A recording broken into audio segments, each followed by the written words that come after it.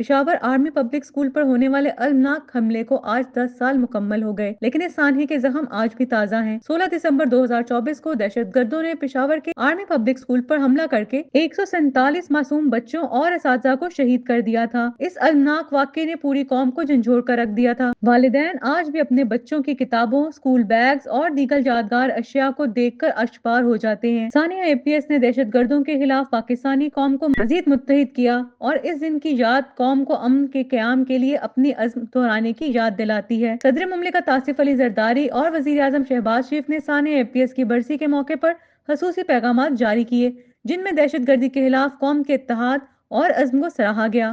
صدر نے کہا، یہ دلخراش واقعہ ہمارے بچوں اور قوم کے مستقبل پر حملہ تھا، جسے کبھی فراموش نہیں کیا جا سکتا۔ انہوں نے معصوم بچوں کی قربانی کو خراج عقیدت پیش کرتے ہوئے کہا کہ پاکستان دہشت گردی کے خاتمے کے لیے اپنی جدوجہد جاری رکھے گا۔ وزیر اعظم نے اپنے بیان میں کہا کہ 16 دسمبر کا دن ہمیں معصوم بچوں اور اساتذہ کی قربانیوں کی یاد دلاتا ہے، جنہوں نے علم کی شمع کو روشن رکھنے کے لیے اپنی جانوں کو نذرانہ پیش کیا۔ انہوں نے کہا کہ دہشت گردی کے خلاف قوم سیسا پلائے دیوار کی طرح کھڑی ہے اور دہشت گردوں کو ان کے ناپاک عزائم پر کبھی کامیاب نہیں ہونے دے گی۔ ثانیہ APS کے 10 سال مکمل ہونے کے باوجود قوم کا عزم آج بھی مضبوط ہے۔ معصوم شہداء کی قربانیاں پاکستانی قوم کے لیے مشعل راہ ہیں اور دہشت گردی کے خلاف یہ جنگ اس وقت تک جاری رہے گی جب تک اس کو مکمل خاتمہ نہیں کیا جائے گا۔